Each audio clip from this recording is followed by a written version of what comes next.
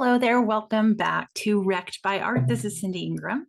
And in Wrecked by Art, we explore moments where art reaches in and changes something in us. And today I am going to talk about a painting that I have always known about for, I don't know, as long as I can remember, but I had never really spent any time with it until the exact right time. And then immediately after that, a river that echoed its message. And the painting is Frida Kahlo's The Love Embrace of the Universe, the Earth, Mexico, myself, Diego, and Senor, which is her dog. Senor, it's a lot of line. And I don't know if I am saying that right. It's Xolotl. And just like on last week, where I talked about how the art that we need arrives to us at the exact right moment. Books are read right when we need to read them. Paintings are put in front of us right when we need to see them. And I believe it's a way that spirit sends us messages, and it's through stories, through metaphors, and through timing. And that is such a magical thing. And so that's what happened with this painting. I have never used this painting in an art class because it does have like a bare breast with milk dripping out of it. And although I am not opposed to showing nudity in front of my classes, I just never did with this one because there are other Frida Kahlo ones that don't have bare breast with with milk coming up. I think it's the milk part that would get me because I think I could see that sending some students into a tizzy. But I'm going to first describe the painting for you and then talk about what I gained from it and the story around this painting. And then I'm going to tell you also the story of how this painting is reaching me today, a year later from this experience. So one of the other things I love about works of art is that they change. Well, you change. The artwork basically stays the same, but you grow, you change, you have new life experiences, you're going through different things in your life. And so when you come back to the artwork at a different time, it is different and your experience is different and you relate to different things, you connect with different aspects of it. And I'm finding that true with this painting as well, because I originally was just going to tell this first story and then I'm looking at it and I'm like, oh my gosh, this is really related to my life right now too. So it's really fun. It's really exciting. I've even had that same thing happen like in 1 week where I was doing a workshop with a work of art and I did it once on Monday and once on Thursday. And I had a different experience with the workshop both of those days. So my artwork changed, or I changed that much within 4 days. So it was pretty exciting. All right, so I'm going to describe the painting to you. If you go to the show notes, you will be able to get a link to see the artwork. Of course, again, I always don't look at the artworks if you're driving, but this is a painting of, so it's kind of like Russian nesting dolls in a way.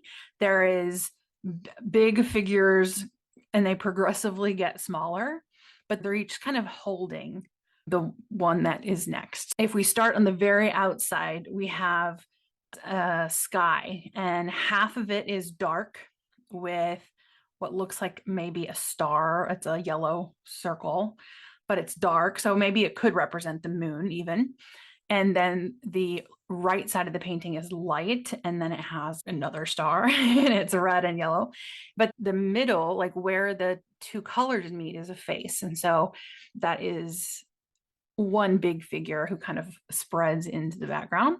And then there's arms at the bottom that sort of hold the whole scene. One of the arms being a dark skin color and one of them being that white. So that is our main container of space. And then the next layer looks maybe like a statue or a sculpture in stone. It's kind of reminiscent in a way of ancient sculptures. And then both the back one and the second one have these sort of blank eyes. They don't have, the irises and the pupils and all of that. So this figure is the one that is bare chested. It has milk coming from the breast. It also has a lot of plant life. So there's like a tree growing out of her shoulder. There's cacti. There's a lot of plants from Mexico. The back one is the universe, the one that with the dark and the light. The sculptured looking one is the earth. And then in parentheses, in the title, it says Mexico. And the Mexico earth figure also has this sort of like river or something on her chest. It's almost like split open, but it's darker. And then that figure holds Frida Kahlo in her lap. Frida has this sort of like red looking thing on her chest too. It almost looks like a river too, but maybe made of blood. And then it's got some like drips on it. And then maybe Frida has a tear coming out of one eye. It's hard to tell in the picture, but I can't be certain if that's just a highlight or if she actually is crying. She is wearing a red dress that flows down into the plant life from the earth. And then she is holding on to Diego, who is her on again, off again husband, who's also a famous artist, Diego Rivera. He is naked in the scene. Both Frida's arms are wrapped around him, and the universe is holding him as well. And then in his hand, he holds something that is on fire, and it's hard to tell what that is. And then he has a huge eye drawn on his forehead. So he has like a third eye. If we continue to look, we have a dog resting on the universe's arm, and it's curled up in a cute little dog position, the same little cute little dog position my dog is in right now. And so the title is The Love Embrace of the Universe. So we have the universe, the earth, myself, which Frida Kahlo, Diego, and Senor Oxalotl, and that's the name of their dog. And Senor Oxalotl was named after a Aztec god. And then from the arms, there are roots. They're coming through the dark hand and draping over, but they're hanging down from the arms, from all of the arms. And it's the roots of all of those plants that we see on the earth level. So originally in my old program, Art Church, we focused on the work of Frida Kahlo. And every month we would look at a new Frida Kahlo artwork. We looked at works from her diary. And I had originally had this one on the schedule for June of last year, 2024. But something in me right before that session told me, no, that's not what you need to do for today's session. It didn't feel like the right thing. And so I switched up the activity at the last minute. And that happens to me a lot in my art connection circles and things like that. And I've learned to trust that voice that says, no, this is not the right artwork. Oftentimes I don't have any reason. I'm just like, it just doesn't feel right. Right. So then I pick something else. And then whatever that thing is that I picked, actually somebody had some sort of really powerful reaction to it. So I've learned to trust the magic of that my intuition is leading me the right way, or it's spirit, the artwork searching being channeled for the program, whatever it is, it didn't feel right. So we didn't do it for June. And then July comes around, and summers are crazy for me. And I think they are for a lot of people, as you know, with kids and everything. And my husband lost his job in July last year and still hasn't gotten a new one, and it's August this year. So I was going through a lot. So I ended up canceling July session, which I would have shown this artwork in the July session. So this is 2 months that I was supposed to show this work, but didn't.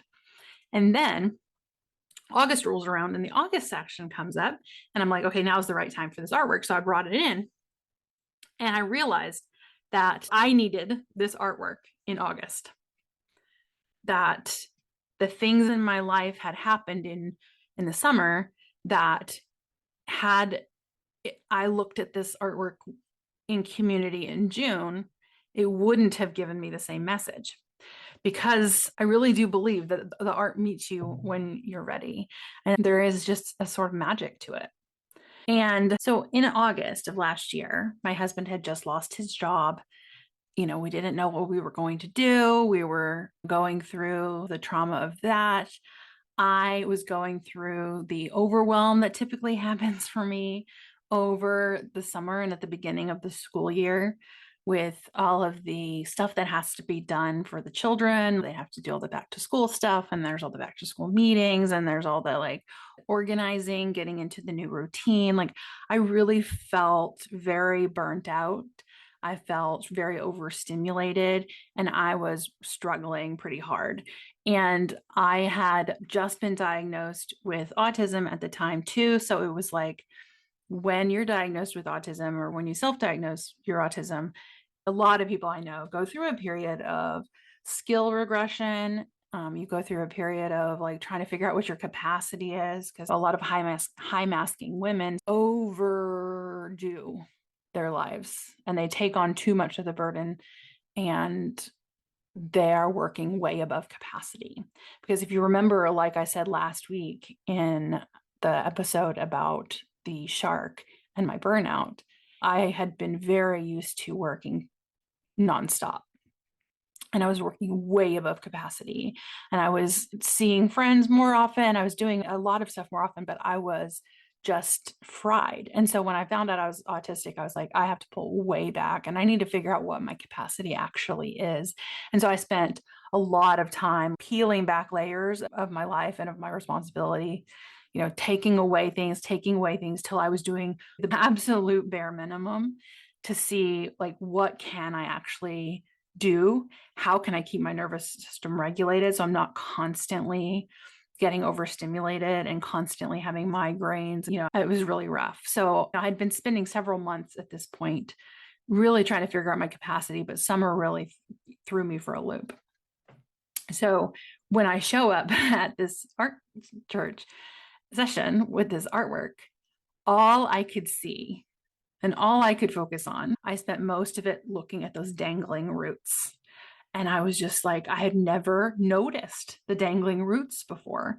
I've never seen it in person, but I've seen replications of this painting and picture so many times. And I really like it. And I just think it's such a wonderful composition and it's a beautiful story. And it feels really warm, like, the love embrace. I really love it. And those roots, I just kept staring at them and I was like, wow, it really felt like it was mirroring the ungroundedness that I was experiencing in my everyday life. And when I go back to my notes from that day, I wrote myself some questions to consider after looking at this artwork. And it was, what can I be grateful for what I already have around me? Because this thing is this loving embrace, the universe supporting, the earth supporting, Frida supporting Diego. And how can I recognize and notice the things around me and be grateful for what I have? I also asked myself the question, how do I keep my roots nourished? Because no matter what I did, I kept getting overstimulated. I kept peeling back more and more things, rarely going out, rarely going places, rarely seeing people, like just really doing the absolute bare minimum. And I was still getting overstimulated. I was still getting overwhelmed in my life. And I realized that I wasn't nourishing my roots. While I was trying to stay away from things, I wasn't doing the things that nourish me. And then I wrote, where am I giving my energy, my lifeblood to others and not caring for myself? And then I wrote, back to basics, ? And so, I left this session. It was a beautiful session. We talked about all sorts of things. So these are just my takeaways. I mean, we talked about symbolism of the different plants and compared the different sides of the universe and the plants on one side versus the plants on the other. We talked about what the fire could symbolize, what the third eye can symbolize. We talked about the milk coming from the breast, which that goes into my nourishing thing because it kind of drips down in the painting. We talked about all the things. We talked about universal energy and spirituality and how we can feel the awe in our regular lives. Like, it was a very rich discussion. But the thing that really stood out to me and the lesson that I got, that I knew the artwork was for me, was these roots. Oh, I also asked myself the question, how can I remind myself of the power and energy around me? How can I build habits to keep my roots nourished as well. So the roots in this painting really mirrored my internal state because they aren't rooted in anything. They're just dangling and hanging there. And maybe that's meant to be the ground, but it's the same color as the sky. And the art was able to name something that I really hadn't yet articulated, that I hadn't really focused on, is that I really need to focus on how do I take care of myself in a deeper way than I ever have. And it was a really powerful experience of looking at art in the community, and really powerful for me to see those messages. So how I do that, it's awesome, right? Have these realizations. And then 2 days later, I go on a trip. And the trip was a 6-day river trip at the Salmon River, which is in Idaho. And it was with a group of women.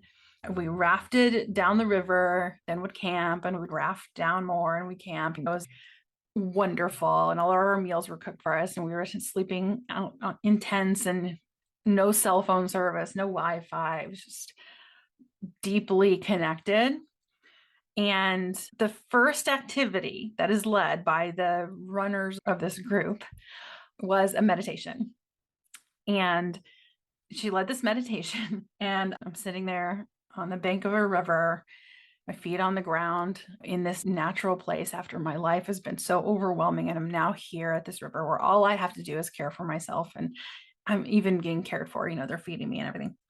And the first activity was a meditation about growing roots from your feet into the earth, and how connected we are to the earth. And then we imagined our roots spreading from our feet and connecting with the roots of all the other members in the group, and connecting with the roots of like our family back home. And it was all about roots and roots and roots. And I was completely stunned, because I was like, how did that happen? Because literally just had spent all this time thinking about roots, because I always still keep thinking about it in the days after. And I had also been thinking about how to be grateful for the abundance of the world around me, of the earth that I live on, and how do I be held?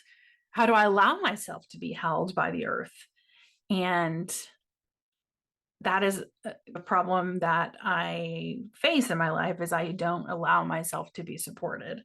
I am hyper independent, and I pay for coaches and stuff like that because it's like, okay, I pay them, so then they have to help me. But when it comes down to it, I have a really hard time being supported and being seen as weak. So the river trip allowed me to really focus on these things. Not only did I have that experience about the roots, but I knew that this trip would be a struggle for me because of my autism. I knew that my comfort was going to be especially an issue. Sleeping on the ground, I brought a full-size pillow. I brought only clothes that are really comfortable and soft, that aren't scratchy. I was really careful to make sure my physical comfort was taken care of. But one of the things that I didn't realize, or I didn't, I guess, think through or notice that would be a problem, was how hard it was for me to be around people 24 hours a day for 6 days, and be on boats with people for hours at a time, especially people that are talking the whole time. And the first day, I'm on a raft that has 7 people on it, and everybody was talking. And at the end of that 4 hours, I was like, I can't do this. I was like crying almost. Like, I was like, this is too much. I couldn't handle that constant talking. So I had to go to one of our guides and be like, I need help. I was like, I have to find a new boat to be on. I was like, I can't do this. It was really hard for me because I do not like to ask for help. And so it was just a practice in asking for help when I needed it. And, everybody on the river trip was like helping each other and this and that. And I felt like I couldn't help other people because I couldn't help myself. Like, I was already at a point where I'm like, I'm at capacity. I can't do anything else. And I would feel guilty for not helping other people. So I had to be really vulnerable about that in a way that I never really have. And I was very well supported by the members of that group. And there was even someone in that group who has an autistic child who's in his 20s, but she knew how to help me, which was really wonderful, because there was one time I was just like, I really need to check out. I was like, I don't know what to do, but I need like a video game or something. I was just like, she goes, you're overstimulated. Go lay down in your tent. I was like, okay, yes. She just told me what to do. So, and I did it. And that was so helpful for me. And so once I got myself off of the rowing boat, I got to spend so much time in silence, just enjoying the stillness of nature and the rhythmic sound of the rowing. I got to just look at the water and the way it moved and how still everything was. And it just felt so grounding. And the grounding wasn't about effort, it was just about being. It was just about existing there and being held by that beautiful space and by that beautiful canyon and being taken care of by the beautiful guides that we had and fed by them and the other women in the group. And so I thought the synchronicity of that painting, where I'm focusing on the earth and the gratitude of the abundance in the world around me, I'm focusing on the roots, I'm focusing on slowing way down. And then this trip was called the Salmon River Slowdown, so I got to slow way down. And now that was August last year, and now here I am again today, and I chose this artwork and didn't realize it until I started to think about what I wanted to say. And I realized, hey, it's August again. Hey, I felt overwhelmed a little bit again. Hey, this is the same thing. It's happening again here in August. And this art has returned back to me. And, the painting hasn't changed, but I have changed. I have gotten more rooted. And it's not because my life got any easier, but that I've grown through it. I've let my roots reach inward. I've spent a lot of time this summer really rooting into my spirituality. And, I always had this sort of push and pull with it. It was like I believed it and I didn't believe it. I believed it and I didn't believe it. And I knew that there was this magic that was happening in my programs. And I knew that there was this magic that happens when you make art. When I wrote my book, that I saw those synchronicities happen and I felt them, but there never was this sort of 100% belief in spirit. And I would see people who would talk about spirit or the universe with such confidence, and I just couldn't. But after some time this summer really working on it, I do now like 100% believe in spirit, not just intellectually, but fully. And so now when I look at this painting, it feels different now. And it also feels similar in that when I look at this painting now, I'm focusing on just this feeling that I'm not alone. you know I'm being held in many ways by many people. And even in the art church session last year, we did an activity where we wrote how we're being held and who we're being held by in the 5 facets of our being: our emotional, spiritual, mental, physical, and energetic. And so I can really feel that now because I have leaned into and I have been actively working on being supported ever since that river trip. But really lately in my life, just in the last few weeks, not going into a whole lot of detail about what's going on in my life right now because it's still in flux, but I have really been rooting in how do I receive support and allowing myself to receive support, noticing how often when someone is supporting me that I feel guilty or that I feel like I have to reciprocate right away or that I don't deserve it or it means I'm weak or whatever it is. But that it's okay for me to receive and it's easy for me to receive. And I keep telling myself every day since I read this book by Tosha Silver, who writes some spiritual books. I've read 2 of her books this summer, but she says to say every day, it's easy to receive. And this element of Diego is receiving from Frida. They both are receiving from the earth. The earth is receiving from the universe. That everybody is being held and being cared for. The dog is being cared for by everybody really in the painting. And I think this painting now is just a reminder of something I'm actively working on, that I don't have to be just the one doing the holding and the caring, that I can also be cared for. And I think that is really healing for me and really powerful. And so 1 year later, the meaning of this painting still teaches me, and the meaning has not faded. It's a reminder to care for my roots and nurture my roots, but also that I can receive support doing that. And so I'm returning to the river soon. I'm going back a different river. I'm going on the same trip, different river, led by the same people in September. And I am really excited to go back again to see what the river has to teach me this time, knowing that this artwork again has entered my life before I go. And what will it be this time? What will the message be from the river this time? What will it mirror back? And just like this painting, the river and the earth still have more to teach me and to tell me. So I'm looking forward to doing that. So I invite you to consider, do you have any experiences of when art waited for you to be ready? A book that hit you at the right time, a song that you heard at the right time? Have you gotten any messages sent to you in unexpected forms through artworks? And then also, what roots are trying to grow right now in you? So I invite you to join my email list, cindyingram.com/hello. And if you have an art story that you would like to share with me and my listeners, please send me an email and let me know, cindy@artandself.com. And you can follow me on TikTok and on Threads. That information is going to be in the show notes. You can subscribe to the podcast on Substack to get them emailed to you. And thank you so much for being here. And I will see you next week on Wrecked by Art.